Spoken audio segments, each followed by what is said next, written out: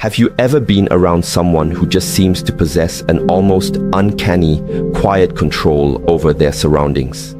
They don't need to shout, they don't plead or demand. They simply seem to withdraw, to pull back their energy, and almost like magic, everything around them shifts.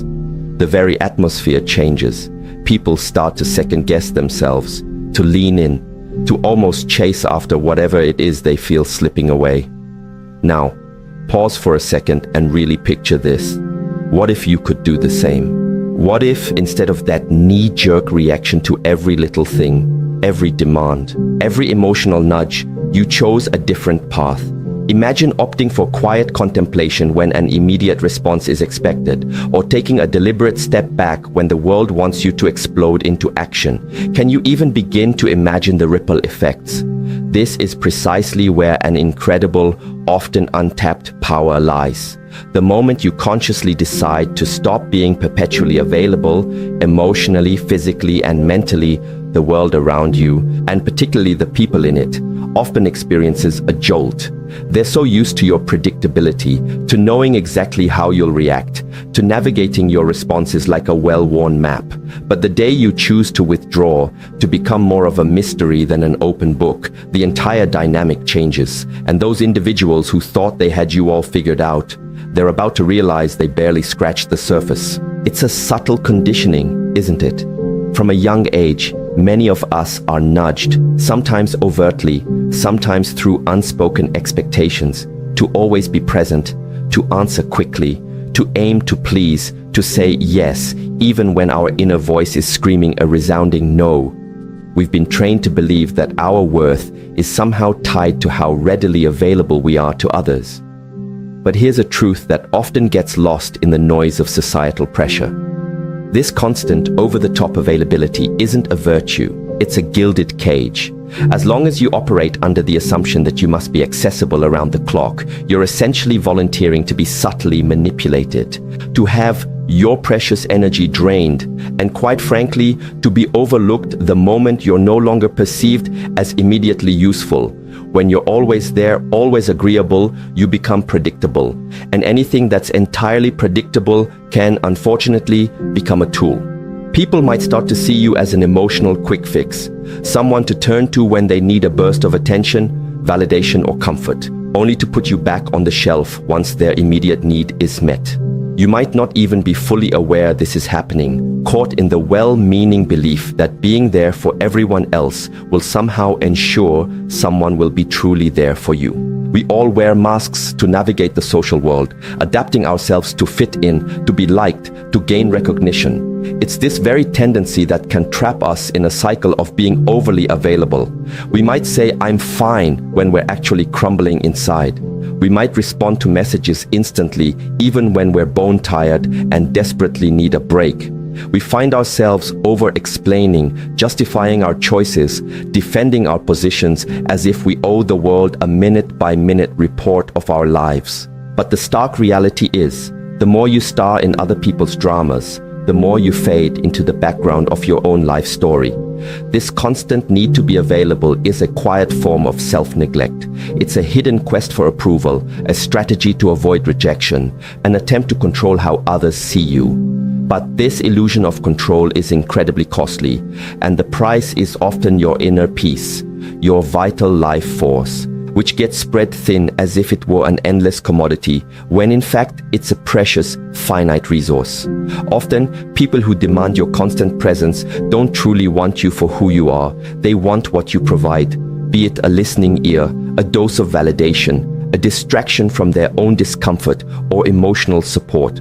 The moment you dare to shift this dynamic, to set a clear boundary, or to simply not react in the old expected way, these same people might become irritated, accuse you of having changed, or even label you as difficult or strange. It's rarely because you've actually done something wrong. It's more often because you've stopped being conveniently functional for their agenda. And here's a rather uncomfortable truth. The more readily available you make yourself, the less inherent value others may unconsciously assign to you. When something is always abundantly present, it can unfortunately be taken for granted. We tend not to deeply respect what we don't have to make an effort for, and we often undervalue what's simply always there. So, take a quiet moment for yourself and ask with genuine honesty, who truly merits your valuable time, your focused attention, your authentic presence, your empathetic ear?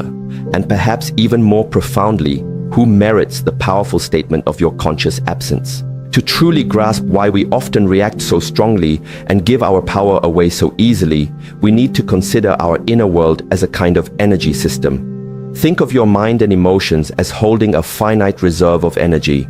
Every thought you entertain, every emotion you experience, every action you take draws from this personal wellspring. The crucial question then becomes, are you consciously directing where this precious energy goes? Or are you letting external circumstances and other people's demands dictate its flow? Every time you react impulsively, without pausing for thought, you're essentially allowing this vital energy to leak away. When you find yourself getting drawn into defending against a minor criticism that barely warranted your attention, when you jump to respond to a provocation just to prove you're right, when you get entangled in pointless, draining arguments, or when you overextend yourself trying to please those who consistently don't appreciate your efforts, you are spending your inner strength on things that don't truly nourish or replenish you. There's a saying that what you resist often persists, and it holds true here. The more you react against something, the more you bind your energy to it. People who constantly feel emotionally drained aren't necessarily lacking in strength. Often, their energy is just consistently misdirected. And what happens when someone is always running on empty? They become far more vulnerable. When your energetic defenses are low, you become an easier mark. Individuals who are manipulative, opportunistic, or chronically needy often have a keen sense for this kind of vulnerability. They can pick up on cues that you don't know how to protect your energy, that you react to everything, that you're always trying to fix things for everyone else, and they may consciously or unconsciously take advantage of that. A healthy, resilient mind knows how to conserve and manage its energy effectively. This means learning to say no without being consumed by guilt, mastering the art of remaining silent when silence is the most powerful response, and developing the wisdom to observe a situation fully before deciding on a course of action. Real strength isn't found in the immediacy or intensity of your reaction. It's found in the conscious, deliberate choice of when and how to engage. This level of discernment, however, only comes when you understand yourself well enough to recognize your own habitual impulses and emotional triggers. How many restless nights have you spent replaying an unresolved issue in your mind? How many hours have you lost to stewing over what you should have said, or trying to figure out why someone treated you in a way that felt unfair? This is your vital energy being siphoned away, often with no positive return, keeping alive old narratives that should have faded and feeding dynamics that only continue because you keep responding to them. Imagine your personal energy as a protective field around you. When it's well managed and strong, it creates an undeniable presence, a sense of self-possession that can command respect without you uttering a single word. But when it's poorly managed and depleted, you can feel invisible, overly reactive and fragile. And the world, unfortunately, doesn't always show much kindness to those who seem to give in too easily. So start by becoming a keen observer of your own internal landscape. What situations, people, or comments consistently make you react automatically? What are the things that reliably throw you off your center? These are the precise points where your energy is likely escaping, and these are the areas that need your gentle but firm attention, not with the aim of becoming cold or indifferent, but to become thoughtfully selective, to reclaim sovereignty over your own being. When you begin to consciously conserve your energy, you start to dismantle the distorted images and expectations that others may have unfairly placed upon you. This can be deeply unsettling for some because it forces them to confront their own issues rather than projecting them onto you. You might think you're always in control of your responses, believing your reactions are purely conscious choices. But the truth can be a bit more complex. Many of our emotional responses are, to some extent, programmed by past experiences and ingrained habits. And those who understand this, even intuitively, can sometimes manipulate situations with surprising ease. Opportunistic people don't always need to raise their voices, make threats, or force anything. They often just need to subtly poke at those emotional buttons you've left exposed, and you might find yourself reacting in predictable ways, time and time again. This happens when people project onto others the very things they can't or won't see in themselves. There's another side to this though. While others might be projecting their own stuff onto you, you can also become a kind of unintentional screen for these images, especially the more emotionally available and accommodating you are. You might inadvertently become a blank canvas for their unresolved issues. Think about that acquaintance who only seems to surface when they're in the midst of a crisis, or the person who always needs you to swoop in and save the day, or even someone who showers you with praise, but only as long as you're fulfilling a specific need for them. None of this is typically by chance. They aren't always relating to the real you. They're often relating to an idea of you, to the role you've consciously or unconsciously agreed to play. And why do we sometimes agree to these roles? Often it stems from a fear of disappointing others, a fear of not being liked, or a deep-seated fear of being abandoned. The most effective manipulation isn't always loud and aggressive. It often thrives in the quiet undercurrents of guilt, in those moments when you feel an unspoken obligation to someone, when you believe you need to be available, you need to help, you need to understand, even when doing so is chipping away at your own well-being. The manipulator doesn't necessarily need to exert overt control over you. They often just need you to keep reacting in the same old patterns. But when you consciously choose to stop reacting in those familiar ways, the entire game breaks down. When you start saying a clear no, when you respond with thoughtful silence instead of a flurry of explanations, when you choose to withdraw instead of justifying yourself, the projections people have placed on you begin to lose their power. The mask they might have inadvertently or intentionally put on you starts to crumble. This can leave people feeling very unsettled, because suddenly they no longer recognize the you they thought they knew. Even more uncomfortably for them, they might be forced to look at themselves, and not everyone is ready or willing to do that. Your unavailability becomes a threat because it compels others to confront their own inner emptiness, their own unaddressed needs. The silence you offer can amplify the internal noise they've been trying so hard to ignore. And that's often when the pushback comes. The criticism, the emotional drama, the accusations. This isn't usually because you're genuinely in the wrong. It's because you've stopped serving as a convenient mirror or a dumping ground for their unresolved issues. There's a deep wisdom in the idea that we don't reach enlightenment by merely imagining figures of light, but by courageously making our own darkness conscious, by understanding our hidden aspects. When you withdraw your energy from these draining dynamics, when you stop feeding the cycle, the unacknowledged parts of others' personalities, their own shadows, can begin to surface more clearly for them. And this can be unbearable for those who have always relied on you as an escape or a distraction. But what about you? Are you prepared to navigate the discomfort of being misunderstood, perhaps even rejected or subtly attacked for the sake of protecting your own inner space?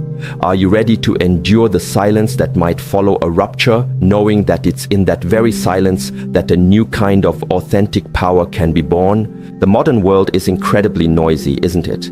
Everyone seems to be clamoring to be heard, to respond at lightning speed, to win pointless debates, and to prove their point, even if it means sacrificing their own peace of mind.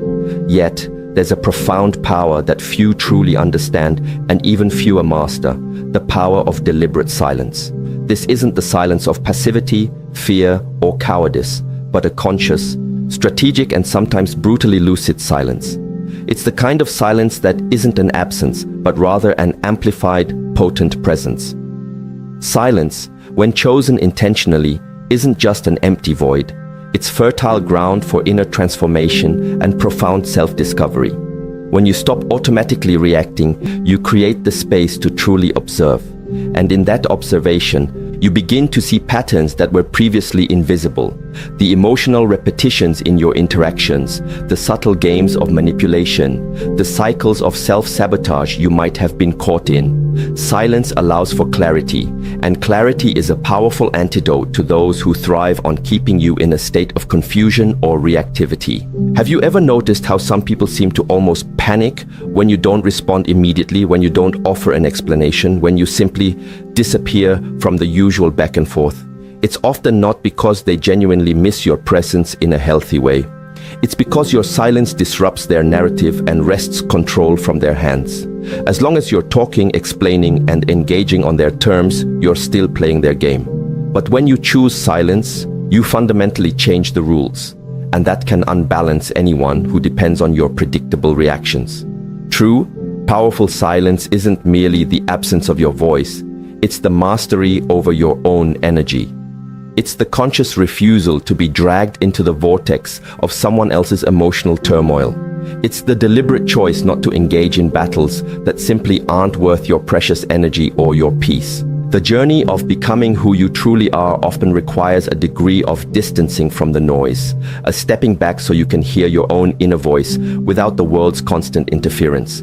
But make no mistake, choosing this path of conscious silence can come with a social cost. It will likely distance you from people who only valued you for the role you played, not for who you authentically are. It might make you seem incomprehensible to those who only saw you through the lens of their own projections and needs.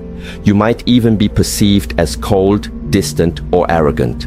However, these are often reactions from those who were never truly interested in engaging with your depth, only with your utility. And here's a truth that often comes with maturity. The more you grow, the more selective you become with your words, because you begin to understand that each sentence, each engagement, is an investment of your energy. Not everyone deserves access to your innermost thoughts or your full emotional bandwidth. Sometimes, silence isn't a retreat, it's an act of sovereignty. It's the quiet language of those who no longer feel the need to prove anything to anyone. Silence is uncomfortable for many because it forces the other person to confront their own thoughts, their own internal chatter, their own unresolved feelings. This discomfort can reveal far more about them than any argument or explanation from you ever could. You don't always need to explain your absence. Your absence, when chosen consciously, often explains itself. And those who feel threatened by it inadvertently reveal just how much they relied on your previous imbalance to maintain their own sense of control. But the most potent form of silence isn't the one that merely disturbs others. It's the silence that reconstructs you from within. It's the silence that connects you to something deeper than external approval. A quiet space where you can begin to recover your vital energy and reconnect with your core essence. It's not enough to just cut out external noise. You need to relearn how to use your energy consciously, to choose where it flows, where it stays, and most importantly, where it should never again be wasted. It's about learning to be truly selective with your own soul. Understanding all of this intellectually is one thing, but true change only happens when you put it into practice. If you continue saying yes when your heart means no, if you keep responding to messages that drain you, if you keep participating in conversations that feel empty, and if you maintain relationships that exist purely out of habit or obligation, then awareness without action is just another form of self-deception. Real transformation ignites when you make a firm, unwavering decision to become truly selective, and this requires a good dose of emotional discipline. Conscious unavailability isn't about becoming cold, arrogant, or indifferent. It's about no longer being universally accessible to anyone at any time for any reason that doesn't align with your well-being. It's about reclaiming control over your own energy, your own time, and your own precious peace. This often starts with small, deliberate actions, not responding immediately to every single message, taking a conscious breath before reacting to a trigger, gracefully exiting a discussion before it devolves into chaos, turning off your phone without a pang of guilt, and learning to say, "Not today, I'm not interested," or "I won't get involved in that." And here's a crucial part. You don't always need to justify your absence or explain your silence. You don't owe an elaborate explanation to everyone for protecting your peace. Your primary responsibility is to yourself. For many people, this can be a hard pill to swallow because when you refuse to over-explain, you take away their power to keep you locked within an emotional narrative where you are always the helpful, understanding, ever-accessible one. The journey to becoming your authentic self often involves periods of intentional solitude, not a depressive, isolating loneliness, but a sacred, restorative retreat.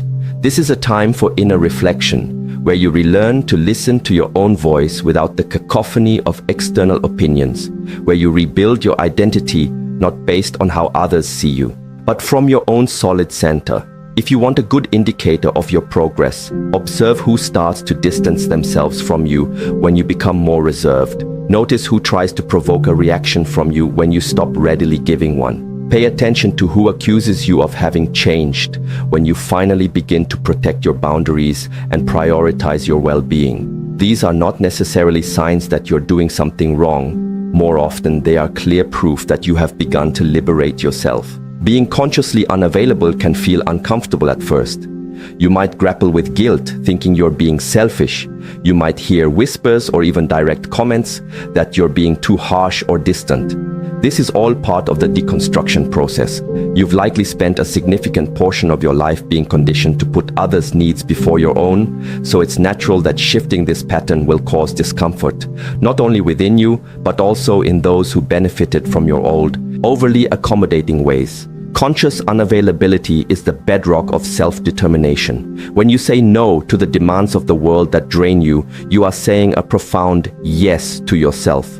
When you withdraw from a toxic environment or a draining interaction, you are reaffirming that your peace is more valuable than any superficial connection. And when you stop feeling the need to constantly explain yourself, you begin to cultivate a quiet, undeniable respect, even if it's from a smaller circle of people. But not everyone will be ready for this kind of authentic presence, because your newfound emotional centeredness might unintentionally expose wounds they don't want to face. It might reveal just how much they depended on your previous emotional availability to feel a sense of control or stability in their own lives. It is at this juncture that ruptures can occur, and with ruptures can come a sense of pain, loneliness, or estrangement, a feeling that you are losing something, when in fact you are often just freeing yourself. But what happens after the initial discomfort, after the distancing, after the silence? What is born from these intentional choices? When you stop being constantly available to everyone for everything, something profound begins to unfold. First, there's often an initial silence, an almost uncomfortable quiet that might feel loud inside your own head. You might question if you've done the right thing, if you're being too severe, if you're pushing away people who genuinely cared. But gradually, if you stay the course, this silence begins to transform. It starts to cleanse, to calm, to heal. And then a different kind of solitude may emerge, not the aching loneliness of absence, but the empowering solitude of total presence with yourself. It's the solitude of the strong, the quiet confidence of one who no longer betrays their own needs to keep others close. In that reclaimed inner space where confusion once reigned, clarity begins to enter. Where anxiety once churned, peace starts to settle. And where a sense of neediness once lived, a new kind of strength takes root. The strength of being whole and complete within yourself.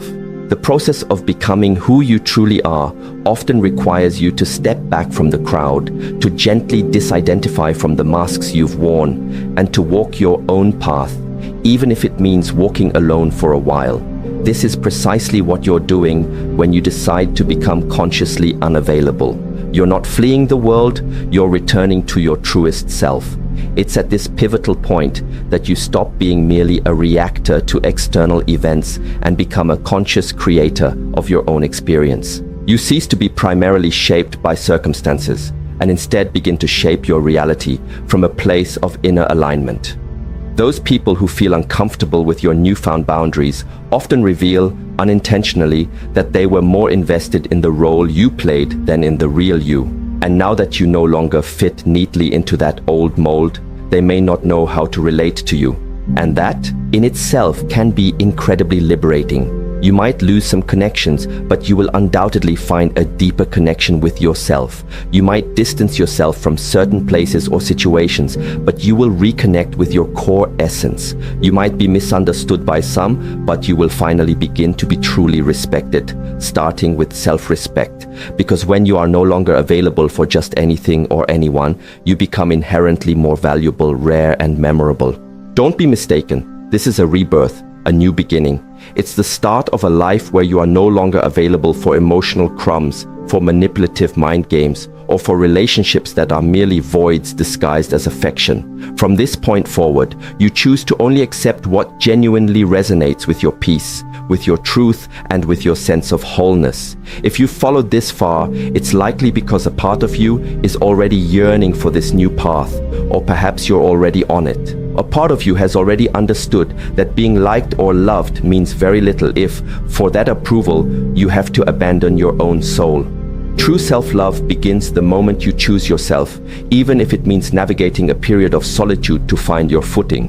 So, ask yourself, are you ready to be misunderstood? Perhaps even temporarily disliked, in the sacred name of your own inner freedom? Are you willing to pay the price of authentically being you?